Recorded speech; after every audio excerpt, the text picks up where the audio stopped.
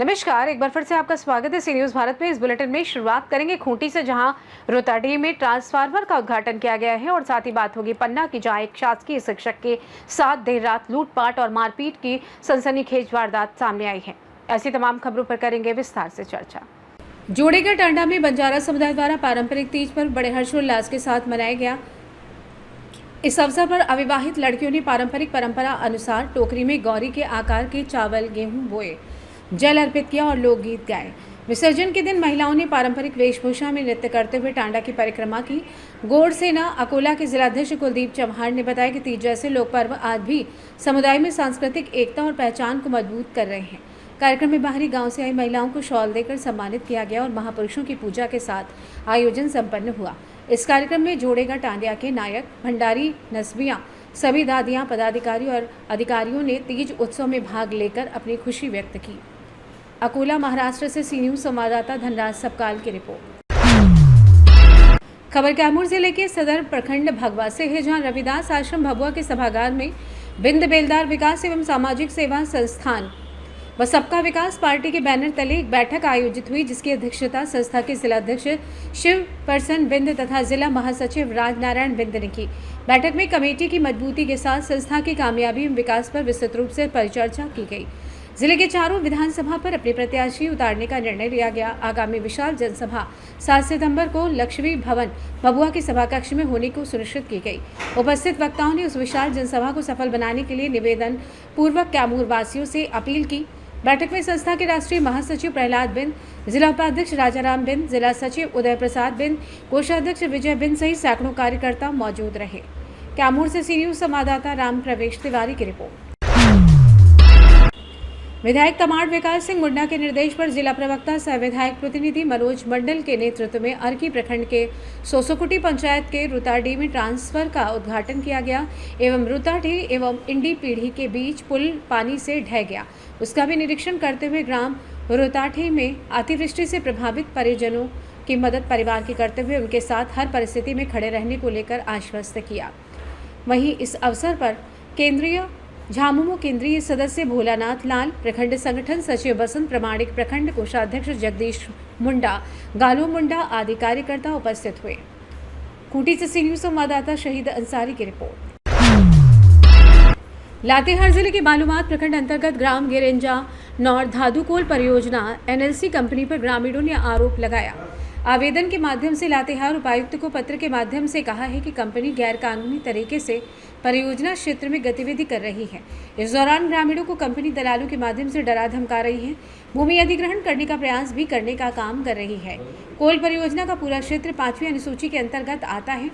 Company के द्वारा ग्राम सभा में कोई अनुमति ग्रामीणों से नहीं ली जाती है और दलालों के माध्यम से फर्जी तरीके से ग्राम सभा का पेपर दिखाया जाता है। इधर ग्रामीण उपायुक्त लातेहार से कहते हैं कि यहाँ जो भूमि है वो खेती योग्य भूमि है। यहाँ साल भर खरीफ फसल, रबी फसल और गरबा फसल उगते हैं, जो आजीविका का मुख्य स्रोत खेती तथा पशुपालन किया जाता है।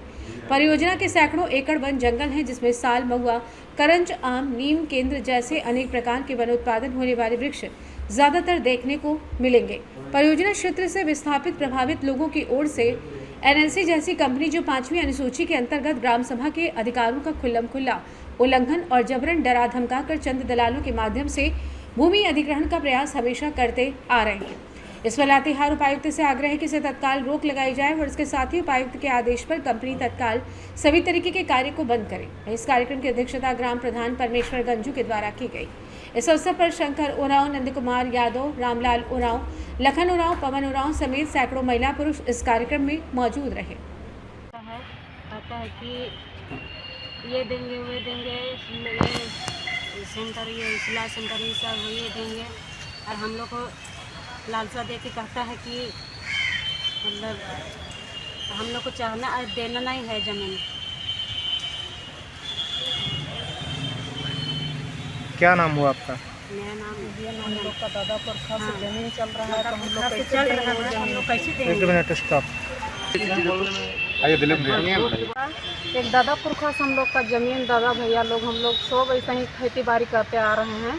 हम लोग वो ऐसा ही चाह रहे हैं कि हम लोग खेती बाड़ी से हम लोग जिए जागेंगे। हम लोग नहीं चाहते हैं कि हम लोग नौकरी दूसरा के अथी करेंगे, दूसरा का हम लोग नौकर जैसा काम करके नहीं करेंगे। हम लोग का यही है नौकरी कि हम लोग जगह ज़मीन में खेती बाड़ी करेंगे। दादा पुरखा से हम लोग का जैसा दादा भैया कर रहे हैं वैसे ही हम लोग अभी भी करेंगे और ऐसे ही हम लोग का बेटा बेटी भी शौक करते आएंगे। बस यही हम लोग काफ़ी है और हम लोग NTCP का हम लोग ये सब देने के लिए नहीं चाहते हैं। कंपनी जबरदस्ती खनन करती है तो क्या करेंगे आप लोग? हम लोग जान देंगे मगर ज़मीन नहीं देंगे। हम लोग का वही चांस है और हम लोग इतना जिद कर रहे हैं कि हम लोग कुछ भी हो जाएगा हम लोग ज़मीन नहीं देंगे। क्या नाम हुआ आपका? सूरजमणि देवी। ऑफिस में आए हैं कि NTPC का जो कंपनी है और बगल में NLC है जो भारत सरकार के अधीन बोलती है कि हमने यहाँ पर कोल परियोजना के लिए यहाँ पर लीज कर लिए हैं कंपनी को, लेकिन हम अपने पैसा कानून और 5वीं अनुसूचित के तहत मैं कंपनी से और सरकार से मैं जानना चाहता हूँ। जिस समय कंपनी में लीज होती है उस समय ग्राम सभा की आवश्यकता पड़ती है, लेकिन उसको ग्राम सभा का उल्लंघन करते हुए इनडायरेक्टली सरकार ने यहाँ पर कंपनी को लीज कर दिया है और बार बार यहाँ पर आती है कंपनी NTPC वाले और हम सभी भोले भाले आम जनता ग्रामीण को धमकाती है कि यदि आप लोग ज़मीन नहीं दीजिएगा तो जेल भिजवा देंगे और ज़मीन नहीं दीजिएगा तो आप लोग के ऊपर गोली चलवा देंगे। इस तरह की बात हम लोग को पिछले बार आए हुए थे NTPC के जो ADGM है कुणाल, सुशांत कुमार कुणाल जी उनका नाम है। इसी संदर्भ में हम लोग को बार बार धमकाया जाता है और हम लोग भोले भाले आदिवासी मूलवासी लोग उस खेतिहार ज़मीन को छोड़ के कहाँ जाएंगे। हम लोग का वन उपज वहीं से होता है, पशुधन भी वहीं से हम लोग करते हैं। इन सभी चीज़ों को लेकर हम लोग आज उपायुक्त से गुहार लगाए हैं। यदि हम लोग को उपायुक्त से नहीं होगा तो हम लोग आगे राज्यपाल को भी अपना ज्ञापन के माध्यम से सौंपेंगे और अपना गांव को बचाने के लिए हम लोग इसके बारे में पुरजोर से ताकत लगाएंगे। उपायुक्त महोदय अभी नहीं थे, हम लोग उसके स्टोनों को दिए हुए हैं आवेदन। कितना गांव प्रभावित हो रहा है?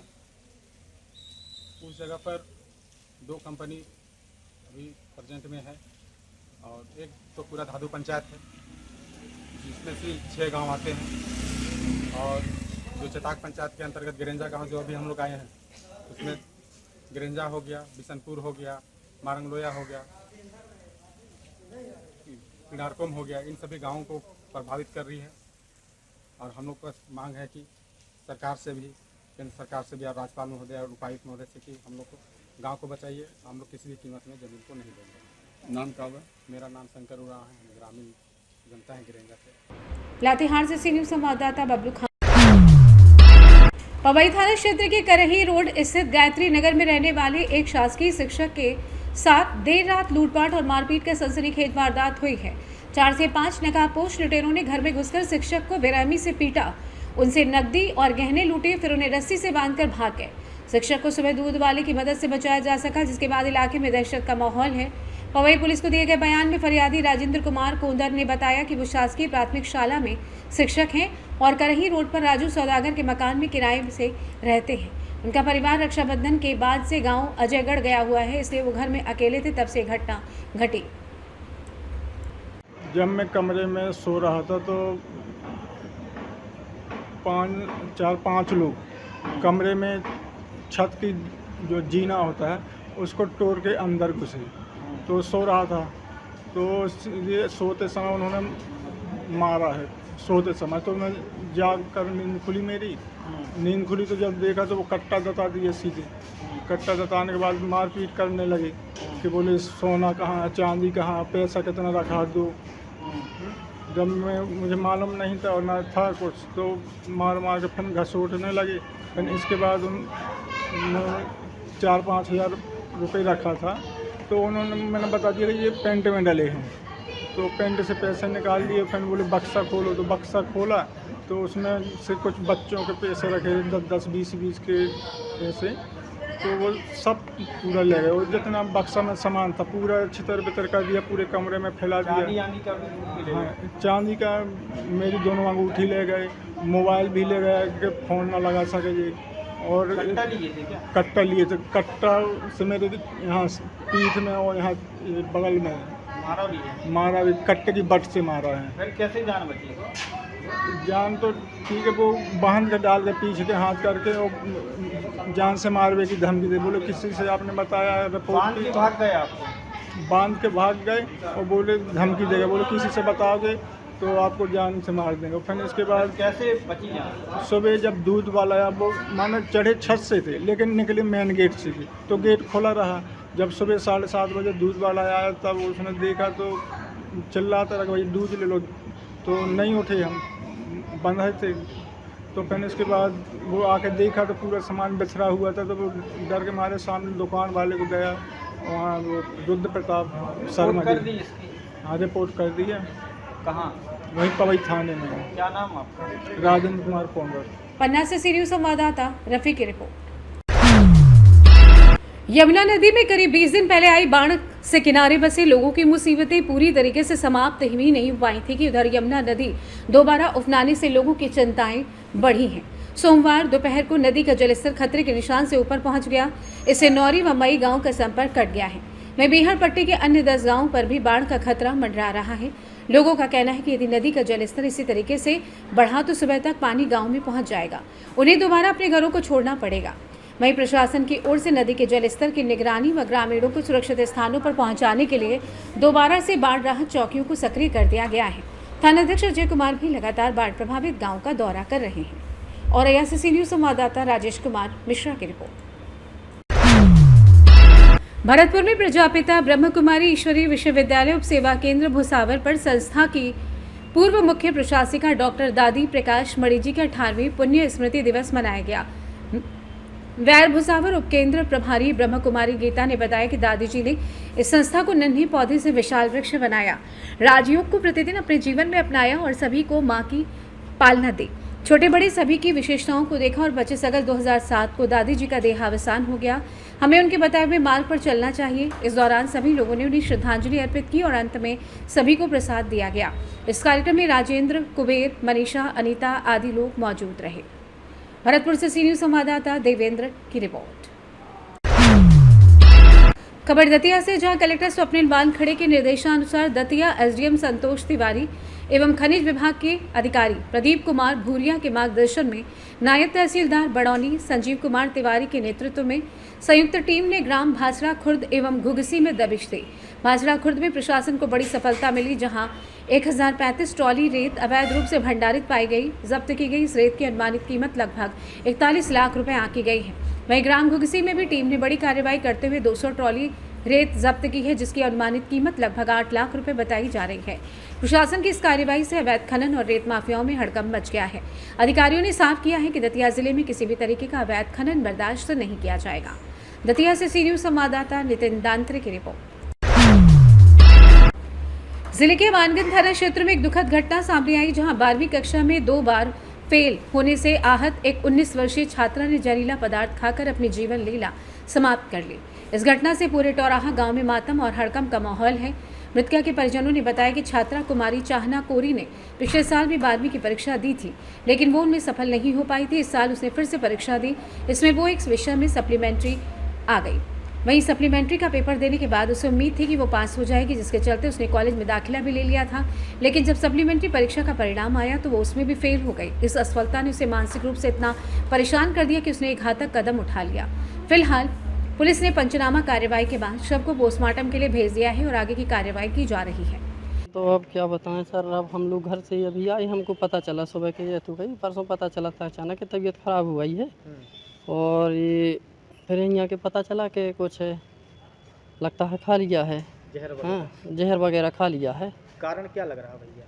कारण साफ है यही कि टेंशन में रहती थी लड़की। क्या एक बार 12वीं पढ़ती थी, तो 12वीं पढ़ती तो उस समय फेल हो गई थी। फिर इस बार दोबारा 12वीं पढ़ा, तो 12वीं पढ़ा इसमें वही सप्लीमेंट्री थी। फिर सप्लीमेंट्री के हालांकि पेपर दिया, तो फिर उसको और मानगंज कॉलेज में भी एडमिशन लिया था। उसको यही टेंशन थी बिल्कुल एकदम पढ़ाई की। तो क्या सप्लीमेंट्री के पेपर में भी फेल हो गई? सप्लीमेंट्री के पेपर में भी उसका नतीजा नहीं रहा उसके मुताबिक। बस यही टेंशन रहती थी उसको, यही बार बार के 2 बार पढ़ती थी। कॉलेज में एडमिशन भी लिया है और मेरा कॉलेज में नाम भी नहीं आ पाएगा, फेल हो जाएंगी। तो कहा सब यही टेंशन में बिल्कुल, ना किसी से अच्छे से बोलती थी, ना बताती थी। कब टेंशन में, कभी एक जगह बैठी है सुध में तो कहो बैठी रह जाए, उसको ये उम्मीद ठीक ही सर। मानसिक तनाव हो गया था, डिप्रेशन में कभी कभी। अब जैसे है कि तो सिर दर्द करने लगे, कभी ऐसा उसको टेंशन में अंदर बुखार सी बस घुटन सी महसूस करती थी।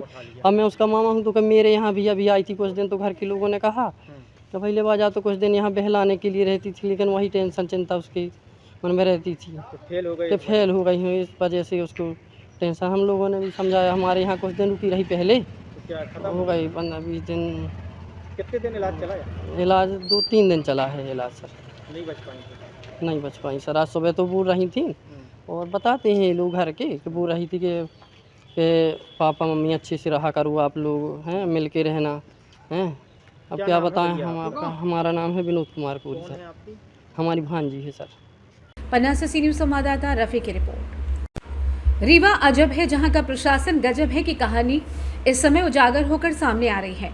दरअसल 1 माह पहले प्रार्थी के द्वारा खतौनी के लिए आवेदन दिया गया था, लेकिन अभी तक प्रशासन के द्वारा रिकॉर्ड रूम सिरमौर से 58-59 खतौनी नहीं दी गई। प्रार्थी को 1 माह से अधिक समय से गुमराह किया जा रहा है। लगातार तहसील कार्यालय का चक्कर लगाते हुए प्रार्थी परेशान हो रहा है, लेकिन अभी तक नकल नहीं दी गई है। प्रार्थी 1 माह में 15 से 20 बार तहसील कार्यालय का चक्कर लगा चुका है, लेकिन अभी तक नकल नहीं दी गई है। प्रार्थी के द्वारा सीएम हेल्पलाइन में भी शिकायत की गई, लेकिन अभी तक वहां से कोई प्रतिक्रिया नहीं दी गई। इस संबंध में प्रार्थी ने कहा कि रीवा कलेक्टर को एमएलए और मिनिस्टर के चक्कर लगाने के आगे टाइम नहीं मिल पा रहा है। इतने ही नहीं, रिकॉर्ड रूम से आवेदन पर्ची में स्पष्ट रूप से लिख दिया गया है कि नकल साइबर सेल में उपलब्ध नहीं है। साथ ही कहा कि अब तहसीलदार साहब ने जानकारी दी है कि 58-59 खतौनी कहाँ उपलब्ध होगी। रीवा कलेक्ट्रेट ऑफिस में बताया गया कि सिरमौर से मिलेगा। सिरमौर से बोला जाता है कि कल आना करके 1 माह 8 दिन हो गया है। फिर आवेदन पर्ची में लिखा गया कि रिकॉर्ड रूम में नहीं है, रीवा में मिलेगा। चक्कर लगाते 1 माह 8 दिन हो गए हैं। आवेदक के द्वारा कहा गया है कि सिरमौर तहसीलदार, एसडीएम व रीवा कलेक्टर में पूछना चाहूंगा कि आखिर 58-59 खतौनी की नकल कहां से मिलेगी। नमस्कार साथियों, मैं धीरज द्विवेदी आपको जैसे बता रहा हूँ, तहसील रिकॉर्ड रूम सिरमौर में मैं 3 मई को आवेदन किया था, जिसका आज तक किसी भी माध्यम से ना राजस्व विभाग के कर्मचारियों द्वारा, न फ़ोन पर, न किसी 4 महीने से आज तक किसी भी प्रकार से संपर्क किया गया है। आज तहसील कार्यालय से फ़ोन आता है कि आप शिकायत कटवा दीजिए, और किसी भी अधिकारी का नंबर दिया जा रहा है कि आप उससे बात करिए। ये आवेदन जो है, देखिए ये आवेदन को बोला जा रहा है कि डिस्पोज हो चुका है। और दूसरा आवेदन मैंने किया 1/5/2023 को, ये आवेदन, इसको भी बोला जा रहा है डिस्पोज हो गया है। फिर उसके बाद मैं एक और आवेदन करता हूँ जो लोक सेवा एक चिट के माध्यम से दी जाती है, ये जो, तो उन्होंने मुझे ये कह रहा है कि आप फिर से आवेदन करिए। एक आम व्यक्ति 4 महीने से एक खस्से और खतौनी के नकल के लिए 4 महीने तहसील कार्यालय और लोक सेवा और राजस्व विभाग का 4 महीने हो गए, आज तक उसकी समस्या का निराकरण नहीं हुआ। और जो लोक सेवा और साइबर रूम में जो आवेदन किया गया, ये आवेदन, दूसरा आवेदन ये है जो संबंधित व्यक्ति द्वारा बोला जा रहा है कि ये आवेदन को आपको डिस्पोज हो गया है। तीसरा आवेदन ये है, 3 बार आवेदन किया, अब चौथी बार फिर से आज सिरमौर किसी अधिकारी या कर्मचारी द्वारा फ़ोन आता है कि आपके सारे आवेदन डिस्पोज हो गए हैं और आप फिर से आवेदन करिए, सिरमौर आइए। एक व्यक्ति 4 माह से लगातार परेशान आना जाना लगा हुआ है। राजस्व विभाग की इतनी प्रताड़ित होकर के आज सिरमौर, सिमरिया और कई जो पुराने रिकॉर्ड निकलवा रहे हैं साइबर रूम से, 4 महीने से काफ़ी लोग परेशान हैं, जिनको हमारे जैसे कई साथियों को इसी तरह प्रताड़ित किया जाता है कि जो ये चिट है जो फर्जी दिखाते हैं, उसमें एक डेट और नाम लिख जाता है, लोक सेवा का सील लगा कर भेज देते थे और ऑनलाइन आवेदन नहीं करते। कहते यही है कि अगर आवेदन किया जाएगा तो 1 महीने बाद डिस्पोज होगा। भाई 1 महीने बाद डिस्पोज क्यों होगा?